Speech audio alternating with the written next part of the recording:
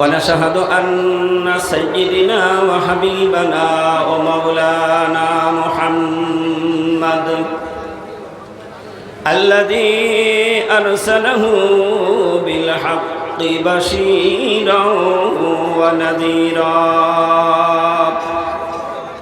وداعيا إلى الله بإذنه وسراجا منيرا فقد قال الله تعالى في كلامه المجيد وفرقان الحميد أعوذ بالله من الشيطان الرجيم بسم الله الرحمن الرحيم وقضى ربك ألا تعبدوا إلا إياه وبالوالدين إحسانا إما يبلغن عندك الكبر أحدهما أو كلاهما فلا تقل لهما أف ولا تنهرهما وقل لهما قولا كريما إن الله وملائكته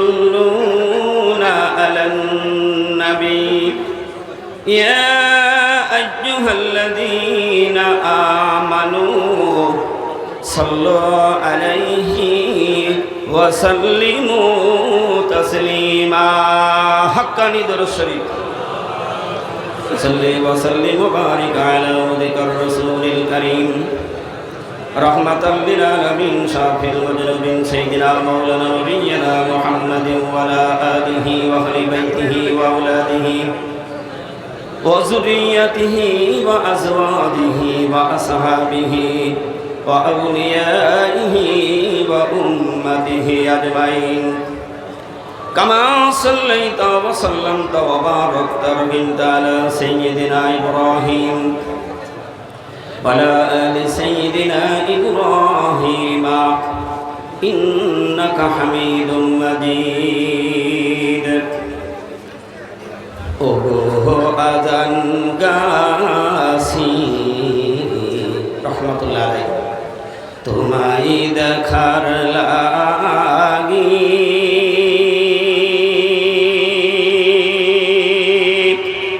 ঘুম আসে না তো চোখে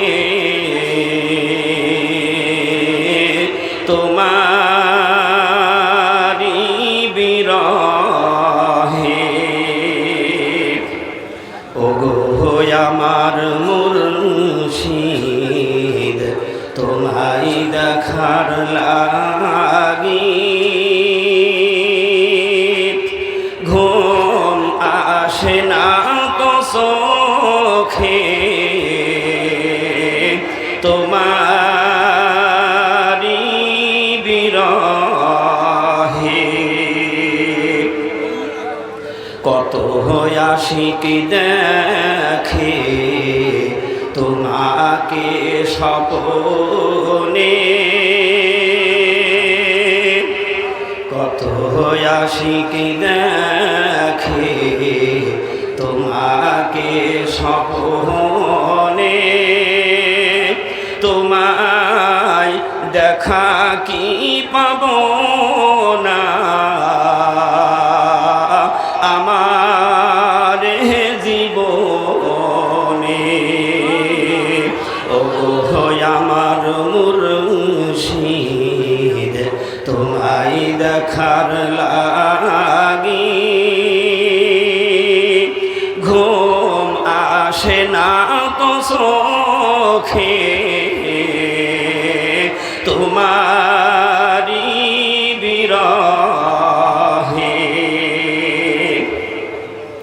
এই আজান গাছি ছিল ঘোর অন্ধকারে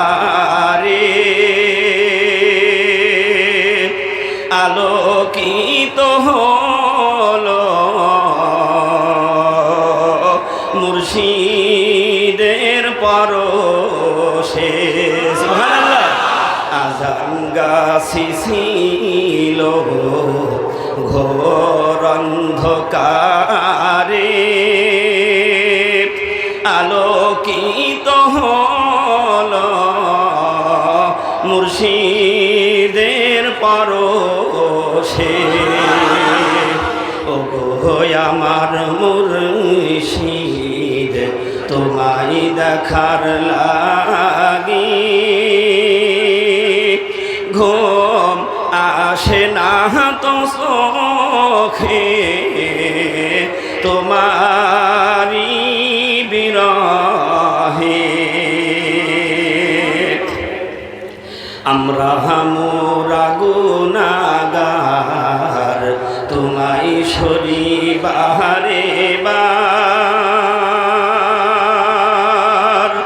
মোদের সাথে কোহরে নিও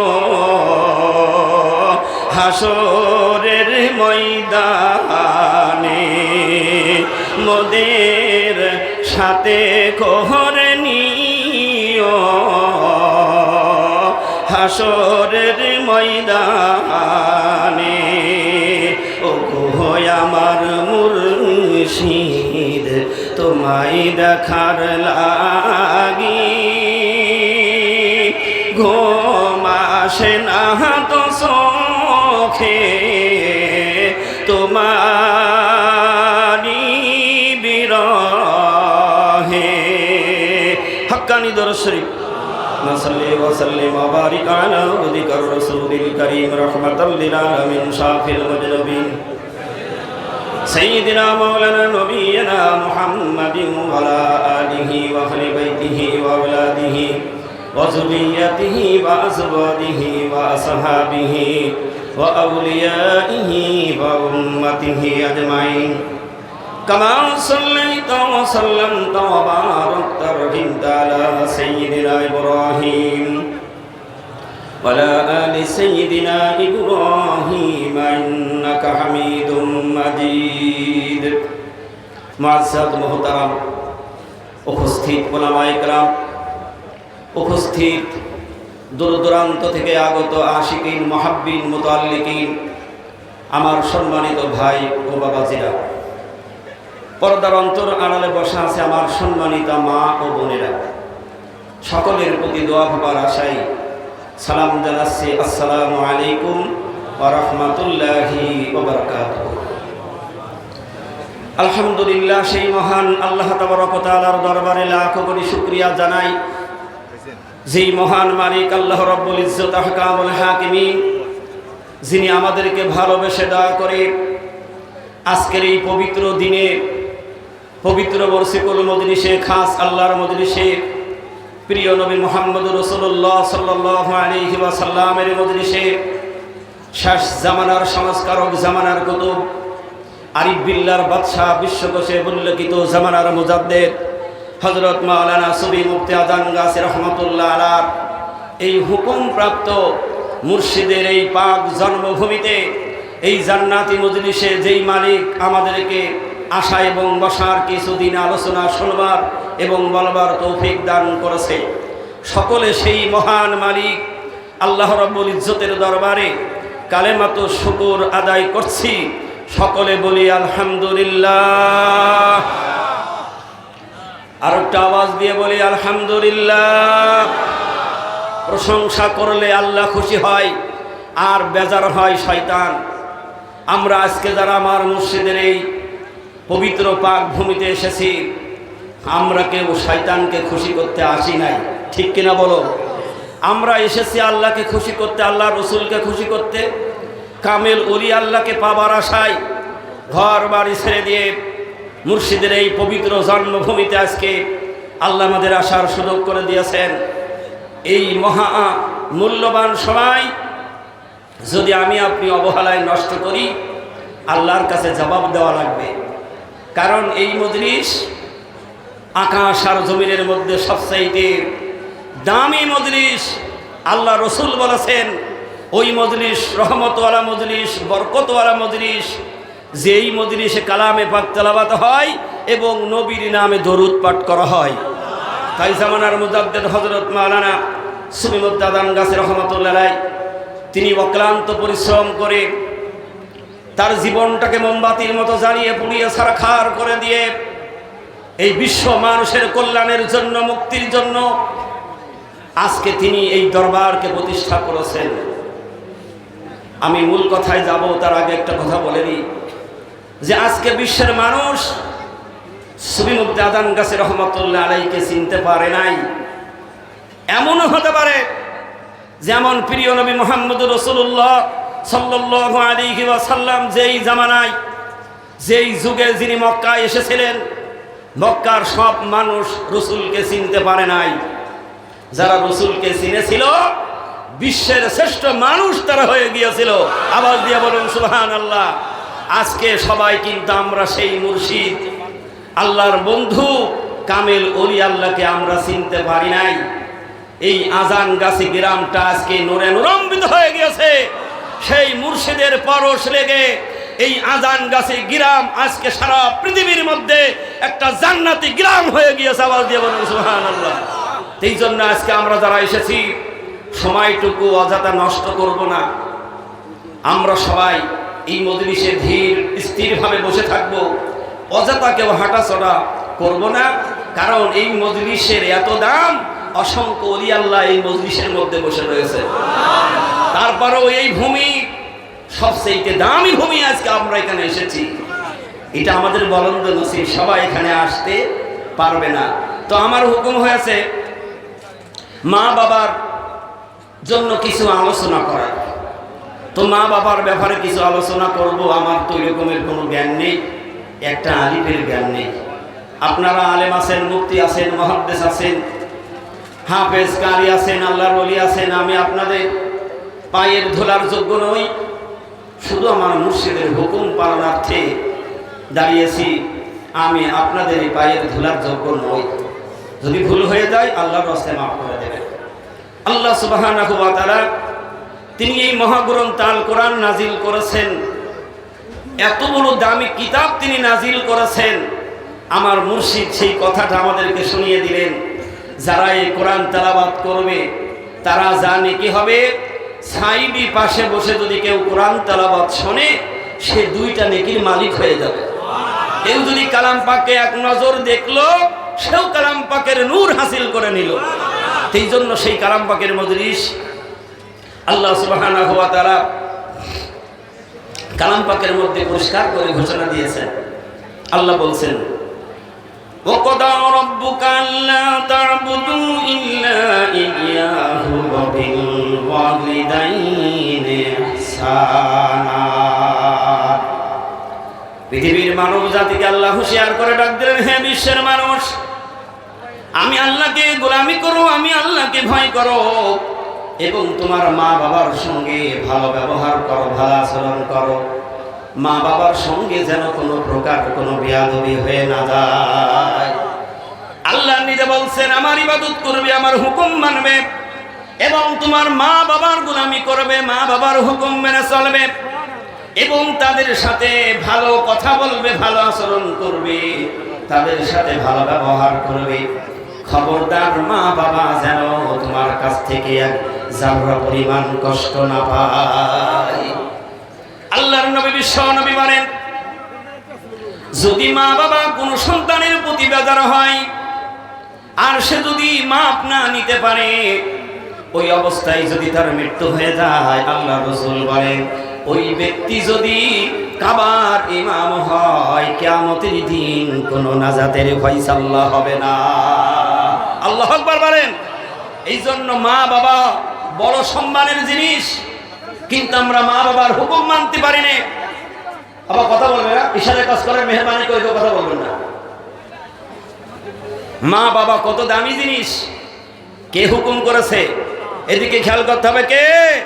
স্বয়ং আল্লাহ বলছে, তোমার মা বাবার সাথে ভালো ব্যবহার করো, তাদেরকে খাইতে দাও, পোশাক দাও, তাদের চিকিৎসার ব্যবস্থা করো। খবরদার তোমার মা বাবা যেন তোমার কাছ থেকে এক জাররা পরিমাণ কষ্ট না পায়। কত বড় সম্মানের মা বাবা, কিন্তু আজকে আমরা সেই মা বাবাকে চিনতে পারি নাই। আল্লাহ রসুল বিশ্ব নবী মুহাম্মদ রাসূলুল্লাহ সাল্লাল্লাহু আলাইহি ওয়াসাল্লাম যখন পিতামাতা নিয়ে আলোচনা করছিলেন যে পিতামাতার সাথে বেয়াদবি হয়ে গিয়েছে, মাপ নিতে পারি নাই, পিতামাতাকে কত কষ্ট দিয়েছি, অন্যায় করেছি, কত গালমন্দ করেছি, কিন্তু ওই পিতামাতার বয়ান আল্লাহ রসুল যখন করছেন, বড় বড় সাহাবারা কি দিয়ে পাগল হয়ে যাচ্ছেন। আল্লাহ রসুল দেখে বুঝতে পারলেন। সাহাবারা বলেন, ইয়া রাসূলুল্লাহ, হাবিবাল্লাহ, মা বাবা তো বিদায় নিয়ে চলে গিয়েছে, মাপ তো নিতে পারি নাই, আমাদের অনেকের মা বাবা দুনিয়া ছেড়ে চলে গিয়েছে, কথা বলুন। আল্লাহর নবী বলেন, সাহাবারা তোমরা দুঃখ করো না, মা বাবার সাথে বেয়াদবি করে ফেলেছো, মাপ নিতে পারো নাই, কিন্তু সাহাবারা তোমরা কি জুম্মার দিন শুক্রবার পাবা না? জুম্মার দিন ফজরের নামাজ পড়বা, মা বাবার কবরের পাশে গিয়ে দাঁড়িয়ে যাবা, আল্লাহর কালাম থেকে সূরা ফাতিহা তেলাওয়াত করবা, সূরা ইখলাস পড়বা, ফালাক পড়বা, নাস পড়বা, দরুদ শরীফ পড়ে দুটো হাত মালিকের দিকে উত্তোলন করে ডাক দিবা, অকুর রব্বির হামহুমা কামা রব্বায়ানি সগীরা। হে দুনিয়ার সন্তানেরা, মা বাবার জন্য দোয়া করো, কারণ তোমার মার পায়ের নিচে হলো তোমার জান্নাত। সুবহানাল্লাহ বলবেন না? মার পদতলে সন্তানের জান্নাত। আল্লাহর নবী বিশ্ব নবী বলেন, যদি কোনো সন্তান যদি তার মা বাবার মুখের চেহারার দিকে যদি হাসি মুখে একবার তাকাইতে পারে, আল্লাহ সুবহানাহু ওয়া তাআলা ওই সন্তানের আমল নামায় কবুল হজের নেকি আল্লাহ লিখে দেয়। সাহাবায়ে কেরাম বলেন, ইয়া রাসূলুল্লাহ, হাবিবাল্লাহ, আমি যদি বারবার এই কাজটা করি, আল্লাহর নবী বিশ্ব নবী বলেন, আমার সাহাবারা, আমার আল্লাহর রহমতের দুনিয়ার কোনো কমতি নাই। কত বড় মা বাবা ছিল দেখেন, ইসলাম কেমন করে মা বাবাকে সম্মানের কথা বুঝিয়েছেন। হযরত আবু হুরায়রা রাদিয়াল্লাহু তাআলা আনহু নবীজির কাছে আসলেন, কেঁদে কেঁদে পাগল হয়ে যাচ্ছে। আল্লাহর নবীর সাহাবী বলে, আবু হুরায়রা, তুমি কাঁদছো কেন? আবু হুরায়রা বলেন, ইয়া রাসূলুল্লাহ, হাবিবাল্লাহ, আমার মা আমাকে অত্যন্ত মেরেছে, অনেক কষ্ট আমাকে দিয়েছি। আল্লাহর নবী বিশ্ব নবী কোনো কথা না বলে বললেন, আবু হুরায়রা রে, তুমি কি তোমার মার বিপক্ষে আমার কাছে নালিশ করতে এসেছো? কিন্তু তখনও মা ইসলাম কবুল করে নাই। সুবহানাল্লাহ বলবেন না? ইসলাম কি রয়েছে বলছে, তখনও ইসলাম মা কবুল করে নাই। তারপরও রাসূল বলছেন, তোমার মার বিপক্ষে তুমি নালিশ করতে এসেছো? আবু হুরায়রা বলেন, ইয়া রাসূলুল্লাহ, হাবিবাল্লাহ, আমার মার বিপক্ষে আমি নালিশ করতে আসি নাই, আমি আপনার কাছে এসেছি। আপনি হইলেন রহমাতাল লিল আলামিন, যার সৃষ্টি না করলে তামাম পৃথিবী আসমান জমিন আমার আল্লাহ বানাইতো না। আমি বড় আশা নিয়ে ইয়া রাসূলুল্লাহ আপনার কাছে এসেছি, আপনি আমার মার জন্য একটু দোয়া করে দিন, নিশ্চয় আপনার দোয়ায় আমার মা হিদায়াতওয়ালা হয়ে যাবে। দোয়াটা কি রয়েছে? সেই দোয়ার মজলিস প্রতিষ্ঠা করেছেন হাক্কানি আঞ্জুমান আজান গাছী রহমাতুল্লাহ আলাইহি। আওয়াজ দিয়ে বলুন না সুবহানাল্লাহ। আল্লাহর নবী বিশ্ব নবী সত্যি দুটো হাত তুলে ফেললেন, আর সাথে সাথে আবু হুরায়রা রাদিয়াল্লাহু তাআলা আনহু পাগলের মতো দৌড়ানো শুরু করে দিলেন। বাড়ির দিকে দৌড়িয়ে চলে যাচ্ছেন। অনেকে পথে বাধা দিচ্ছে, আবু হুরায়রা পাগলের মতো দৌড়া কেন, কি হয়েছে বলো? আবু হুরায়রা বলেন, বাধা দিও না, যাইতে দাও, আমার কোনো অসুবিধা হয় না, আমি আগে বাড়ি যাই না, আমার বিশ্ব নবীর দোয়া আমার বাড়ি যাই। আবু হুরায়রা বলেন, আমি বাড়ি গিয়ে দেখছি আমার মা গোসল করে নতুন কাপড় পরে অপেক্ষা করছে, আমার সন্তান কখন আসবে, সন্তানের সাথে করে নিয়ে বিশ্ব নবীর কাছে গিয়ে কালেমা পড়ে মুসলমান হয়ে। তাহলে মা বাবা কি রয়েছেন, কত সম্মান তাদের, কত ইজ্জত তাদের কে আল্লাহ দিয়েছেন। তাই জামানার কুতুবারি বিল্লার বাদশা হযরত মাওলানা সুফি মুফতি আজান গাছী রহমাতুল্লাহ আলাইহি তিনি তার পাক জমানে বলেছেন যে মা বাবার হক আদায় করার জন্যই আমার মুর্শিদ এই ওরসিকুল মজলিস কায়েম করেছেন। দুনিয়ার মানুষ আজকে এই ওরসিকুলের মধ্য দিয়ে মা বাবার হক আদায় হবে কেন? এই মজলিসে কালাম পাক তেলাওয়াত করা হয়, হাদিসের 5টা কালেমা তেলাওয়াত করা হয়, দরুদ শরীফ পাঠ করা হয়, মা বাবা সহ পূর্বপুরুষ কুল কায়নাতের জন্য আমার মুর্শিদ হযরত মাওলানা সুফি মুক্তাদান গাছী রহমাতুল্লাহ আলাইহি প্রত্যেকদিন 5 বার এই মা বাবা এবং কুল কায়নাতের জন্য দোয়ার মজলিস কায়েম করে দিয়েছেন। জোরে বলুন সুবহানাল্লাহ। আর এই মজলিসটা কায়েম করতে গিয়ে তিনি যে কষ্ট করেছেন একটু খেয়াল করে দেখেছি তিনি কি করেছেন। নিজের এই শান শওকত বিশাল এই জন্মভূমি ছেড়ে হিজরত করে চলে গেলেন বাগমারি শরীর জঙ্গলে। সুবহানাল্লাহ বলবেন না? যেই অবস্থা হয়েছিল আখির জামানার পয়গম্বর বিশ্ব নবী জনাবে মুহাম্মদ রাসূলুল্লাহ সাল্লাল্লাহু আলাইহি ওয়াসাল্লাম মক্কা থেকে হিজরত করে মদিনায় চলে গিয়েছিলেন, সেদিন মক্কার মানুষ কিন্তু রাসূলকে চিনতে পারে নাই, মদিনার মানুষ চিনেছিল। আজকে আজানগাছির গ্রামের মানুষ চিনেছে কি চেনেনি সেটা আমার বড় কথা নয়। আমার কথা হলো বর্তমান সারা পৃথিবীর মানুষ 26টা ভাষায় মুর্শিদের দেওয়ায় ওজিবা বলে আজকে তারা জান্নাতি হয়ে কামেল ওলি আল্লাহ হয়ে বিদায় নিচ্ছে। জোরে বলি না সুবহানাল্লাহ। আজকে সেই মা বাবার কত বড় সম্মান, তিনি মা বাবা সন্তানের জন্য কি করেছেন। আল্লাহর নবী বিশ্ব নবী বলেন, ও দুনিয়ার সন্তানেরা তোমরা কি একবার ভেবে দেখেছো দুনিয়ায় আসা পর্যন্ত একটা মা কত কষ্ট করে, কত সহ্য করে মা। আল্লাহ রাসূল হাদিসের মধ্যে ফরমায়েছেন, মার গর্ভ থেকে সন্তান পৃথিবীর জমিনে আসার আগ মুহূর্ত পর্যন্ত মার কলিজার মধ্যে ৮০,০০০ লাথি লাগায়। কেমন করে লাথি লাগায়? সন্তান যখন 7 মাস পূর্ণ হয়ে যায়, সন্তানের মাথা তখন নিচের দিকে চলে আসে আর পাটা উপরের দিকে চলে যায়। আল্লাহ রাসূল বলেন, এই পা দিয়ে শোনায় আসার জন্য বারবার ওদিকে আঘাত হানে। আর সন্তানের এই লাথিটা এমন সোজা অবস্থায় গিয়ে মার কলিজায় লাথি লেগে যায়। নবীজি বলেন, মার কলিজায় লাথি খাইতে খাইতে কলিজাটা যেখানে ছিল আরো 3 ইঞ্চি উপরে উঠে যায়। তারপরেও মা বেজার হয় না, সন্তানের জন্য মা খুশি হয়। কেন মার এত সম্মান ইজ্জত আল্লাহ দিয়েছেন? তারপরেও মা খুশি হয়। সন্তান পেটের মধ্যে লাথি দিলে মা খুশি, সন্তান যদি নড়াচড়া বন্ধ করে দেয় মা বেজার হয়ে যায়। প্রতিবেশীর কাছে জানায়, ডাক্তারের কাছে জানায়, মেশিন দিয়ালটা শুরু করে দেখে, দেখো আমার সন্তান আজকে নড়ে না কেন। যত সন্তান লাথি মারলো মা জননী তত খুশি হয়ে গেল। ডেলিভারির সময় প্রসব বেদনা যখন ওঠে, একটা মার এত কষ্ট হয়, এত কষ্ট হয়, মায়েরা বলে মনে হচ্ছে যেন ওই উহুদ পাহাড় খান আমার মাথার উপরে চেপে দেওয়া হয়েছে। এত ব্যথা যন্ত্রণা সেটা ভাষায় প্রকাশ করা যাবে না। মা অনেক রকম বলতে থাকে, তোর একটা রশি দে, এই প্রসব বেদনা মারার কষ্ট সহ্য হয়, একটা দাও আমার হাতে দে, পেটটা ছিঁড়ে বের করে দেই।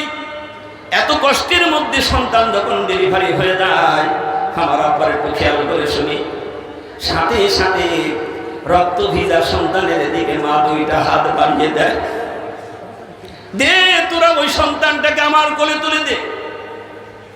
সন্তানের দিকে হাত বাড়ায়। কাছের মানুষ বলে, কিছুক্ষণ আগে তুমি অনেক কথা বললে, আর এই মুহূর্তে এখনো রক্তে ভিজা সন্তানের দিকে হাত বাড়াও কেন? মা বলতে থাকে, 10 মাস আমি এই সন্তানের জন্য বিছানায় ঘুমাইতে পারি নাই, ঠিক মতো পেট পুরে খানা খাইতে পারি নাই।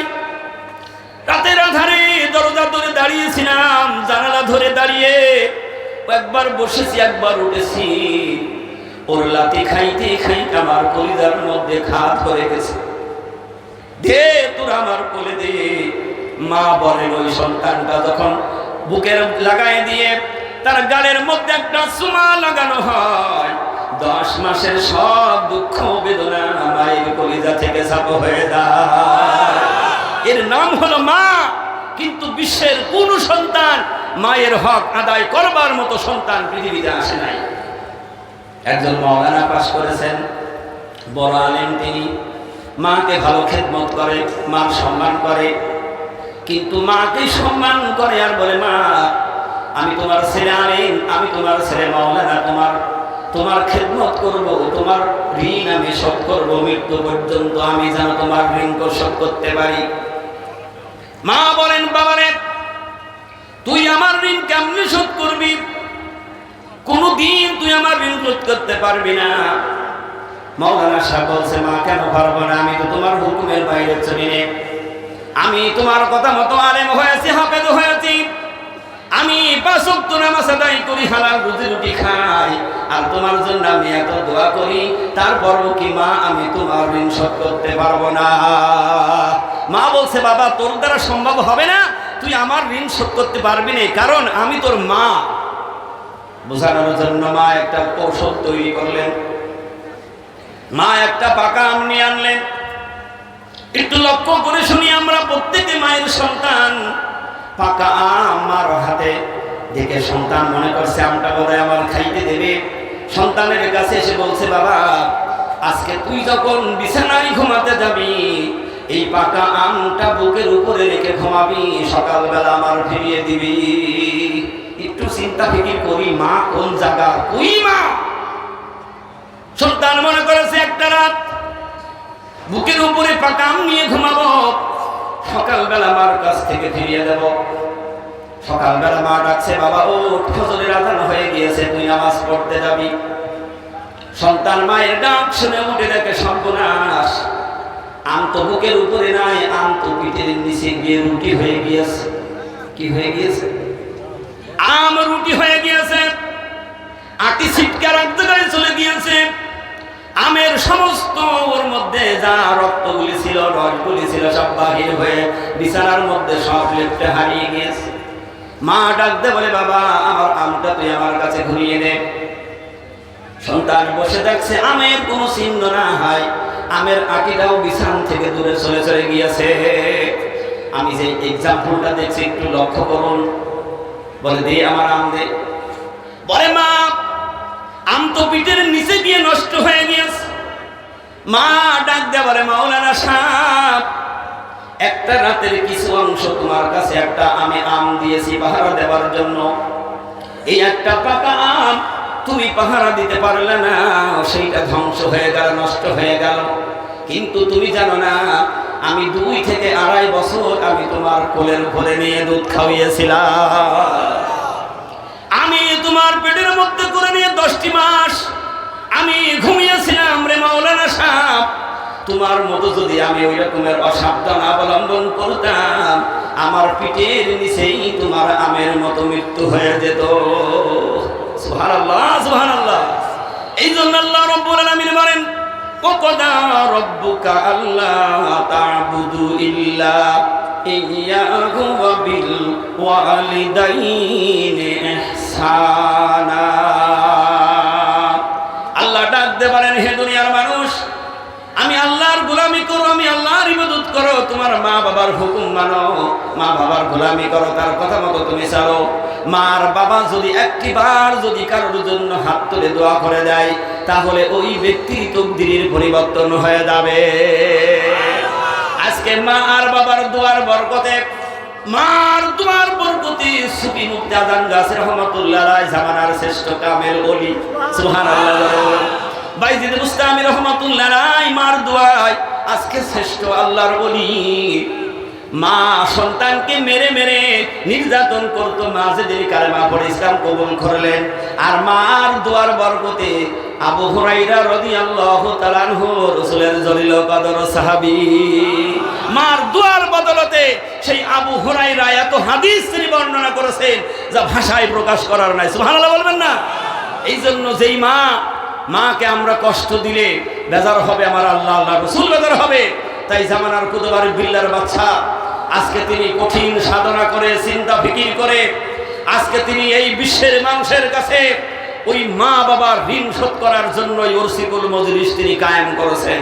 দুনিয়ার মানুষ 5 ওয়াক্ত নামাজ কাজা ছাড়া পড়বা, আর এই ওজিফা পড়ে তোমার মার জন্য, তোমার পূর্বপুরুষের জন্য, কুল কায়নাতের জন্য আজকে তাদের কাছে এই শান্তির বার্তা পৌঁছাও। আজকে তাদের কাছে তুমি এই দোয়া পাঠাও, এই দোয়ার দ্বারা কি হবে? মা বাবার কবরে শান্তি হয়ে যাবে। সন্তানের জন্য মা বাবার দোয়াটা হলো বিদ্যুতের গতির মতো কবুল হয়। ঈসা আলাইহিস সালাতু ওয়াস সালাম তিনি একটা সফরে রওনা করেছেন। সফরে রওনা করার পথে দেখলেন একটা কবরের পাশ দিয়ে চলে যাচ্ছেন। কবরের পাশে দেখলেন কবরের মধ্যে আযাব চলছে, কারণ পয়গম্বরদের মধ্যে আল্লাহ রাব্বুল আলামিন অনেক মুজিজা দিয়েছিলেন। ঈসা আলাইহিস সালাতু ওয়াস সালামের কাছে জবানের মুজিজা ছিল, হাতের মুজিজা ছিল। পয়গম্বর যখন জবান দিয়ে কবরের পাশে গিয়ে বলতেন কুম বিইজনিল্লাহ, কবরের মধ্য থেকে মৃত ব্যক্তি উঠে দাঁড়িয়ে ঈসা পয়গম্বরকে সালাম দিত। ঈসা পয়গম্বর যদি কোনো কুষ্ঠ ব্যাধির গায়ে হাত বোলাতেন, তার কুষ্ঠ ভালো হয়ে যেত। মাথায় চুল নেই, একেবারে মাথার টাক হয়ে গিয়েছে। ঈসা পয়গম্বর মাথার উপরে হাত বুলিয়ে দিলে মাথার মধ্য থেকে নতুন চুল গজিয়ে যেত। এই পয়গম্বর দেখলেন কবরের মধ্যে আযাব হচ্ছে। ঈসা পয়গম্বর দাঁড়িয়ে গেলেন, মালিক, এই কবরওয়ালার কি কোনো ওসিলা নাই যেই ওসিলায় তুমি কবরবাসীকে মাফ করে দিতে পারো? এই দোয়া করে তিনি চলে গেলেন। সফর থেকে ফিরে আসলেন। ফিরে আসার পরে তিনি লক্ষ্য করে দেখলেন এই কবর আযাব মাফ হয়ে গেছে, কবরগুলি জান্নাতের বাগান হয়ে গিয়েছে। আওয়াজ দিয়ে বলুন সুবহানাল্লাহ। ওলি আল্লাহর মজলিসটা কি আছে, আর দরবার হলো হক। এই হক দরবারে আসলে কি উপকার হয়? কবরটা জান্নাতের বাগান হয়ে গিয়েছে। ঈসা পয়গম্বর চিন্তা করেন, আল্লাহ তুমি কেমন করে এত তাড়াতাড়ি মাফ করে দিলে? ঈসা পয়গম্বর মালিকের ডাক দিলেন, মালিক, কোন কারণে আজকে তুমি এই কবরবাসীকে মাফ করে দিয়েছো? আল্লাহ রাব্বুল আলামিনের পক্ষ থেকে আওয়াজ এসে গেল, ও ঈসা, তুমি জানো না যেই কবরওয়ালার বেশি আযাব হয়েছিল, আযাবের মধ্যে যিনি গ্রেফতার ছিল, সে মৃত্যুর সময় তার একটা ছোট্ট সন্তান রেখে মৃত্যুবরণ করেছে। আজকে ওই সন্তানটা বড় হয়ে গিয়েছে, কথা বলতে পারে। তার মা ওই সন্তানটাকে একজন আল্লাহওয়ালা আলেমের কাছে দিয়ে দিয়েছেন। একজন বুজুর্গ আল্লাহর কামিল ওলি আল্লাহর মাদ্রাসায় আজকে তাকে ভর্তি করে দিয়েছে। এই ভর্তি করার পরে আজকে ওই ব্যক্তি আল্লাহ সুবহানাহু ওয়া তাআলার শানে আজকে তার নামের প্রশংসা করেছে। শুধুমাত্র কে পাঠ করেছে? ওই সন্তান শুধু আউযু বিল্লাহর তেলাওয়াত করেছে, বিসমিল্লাহ তেলাওয়াত শুধু শিখেছে। আল্লাহ সুবহানাহু ওয়া তাআলা বলেন, ওই সন্তান যখন বিসমিল্লাহর মধ্যে যখন আমি রহমান আমি রহিম বলে যখন ডাক দিয়েছে, ওই ছোট্ট সন্তানের ডাক আমি আল্লাহর আরশে আজিমে লেগে গেছে।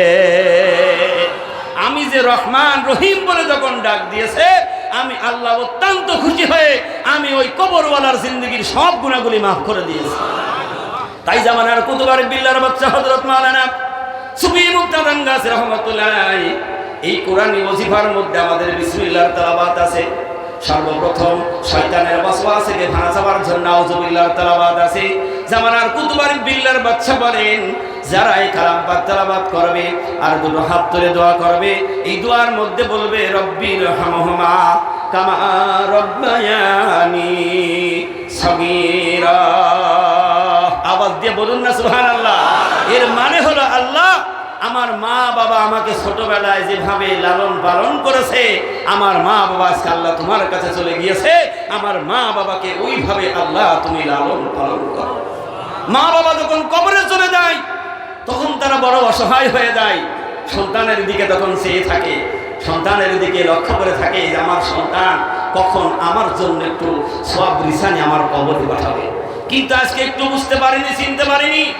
জামানার কুতুবার বিল্লাহর বাচ্চা হযরত মাওলানা সুফি মুক্তাদান গাছী রাহমাতুল্লাহ আলাইহি এই দোয়ার ব্যবস্থা তিনি করেছেন, নিজের জন্য নয়, সারা পৃথিবীর কুল কায়নাতের জন্য তিনি মেহনত করেছেন।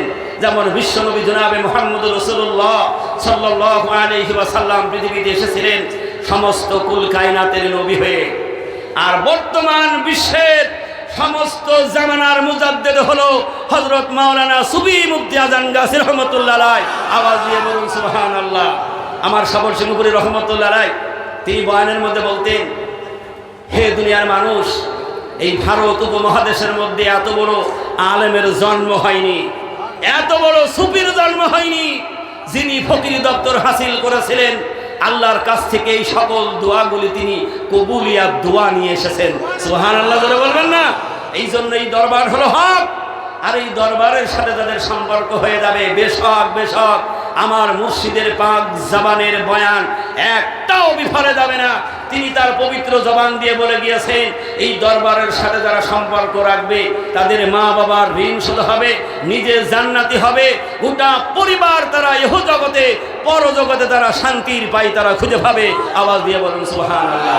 কিন্তু যেই বিশ্ব নবী আজকে সারা পৃথিবী আজকে মানুষের হৃদায়তের বাণী পৌঁছিয়ে দিয়েছিলেন, একটা সবচেয়ে বড় ব্যাপার হলো আখির জামানার পয়গম্বর বিশ্বনবী যত সত্য প্রচার করেছিলেন তার বিনিময় কোনোদিন কোনো মানুষের কাছ থেকে কোনো নজর সালাম কদম মুছে কিছুই গ্রহণ করে নাই। সুবহানাল্লাহ বলবেন না? নিজে না খেয়ে কষ্ট করেছেন, সারাদিন রোজা করেছেন, তবু উম্মতের কাছ থেকে একটা টাকা হাত পেতে নেয় নাই। আজকে এই দরবারটাকে বলা হয় নবীওয়ালা দরবার, মদিনাওয়ালা দরবার, সেই রসুলের দরবার। কারণ এই মদিনাওয়ালা দরবার কি দরবার? যেই মদিনাওয়ালা দরবারে যা কিছু হয়েছে সব আল্লাহর রাস্তে হয়েছিল। আজকে জামানার শ্রেষ্ঠ মুজাদ্দিদ হযরত মাওলানা সুবিউদ্দাদান গাছী রহমাতুল্লাহ আলাইহি পৃথিবীর সমস্ত মানুষের কল্যাণের জন্য, মুক্তির জন্য নিজে সমস্ত কিছু বিসর্জন দিয়ে, নিজেকে জ্বালিয়ে পুড়িয়ে মোমবাতির মতো ছারখার করে দিয়ে আজকে এই আজানগাছি গ্রামে শুধু নয় সারা পৃথিবীতে একটা চেরাগ ধরিয়ে দিয়েছেন। জোরে বলতে হবে সুবহানাল্লাহ। এই জন্য আজকে আমার সেই মুর্শিদের পাক ভূমি আজকে অত্যন্ত দামি। আল্লাহ তুমি দয়ার সাগর, আল্লাহ তুমি দয়ার সাগর, রহমানুর রহিম, তোমার দয়াই পূর্ণ আজি আজানগাছি। আল্লাহ তুমি দয়ার সাগর, আল্লাহ তুমি দয়ার সাগর, রহমানুর রহিম, তোমার দয়াই পূর্ণ ভূমি জান্নাতবাসী, তোমার দয়াই পূর্ণ ভূমি জান্নাতবাসী। তুমি মিটাও সকল আশা দুদিন আগে পরে, তুমি মিটাও সকল আশা সবই তোমার তরে, তোমার পথে চললে সবাই, তোমার পথে চললে সবাই আসবে যে সুদিন, তোমার দয়াই পূর্ণ আজি আজানগাছি। আল্লাহ তুমি দয়ার সাগর, আল্লাহ তুমি দয়ার সাগর, রহমানুর রহিম, তোমার দয়াই পূর্ণ আজি এই জন্মভূমি, তোমার দয়াই পূর্ণ আজি এই জন্মভূমি। হাক্কানি দরুদ শরীফ।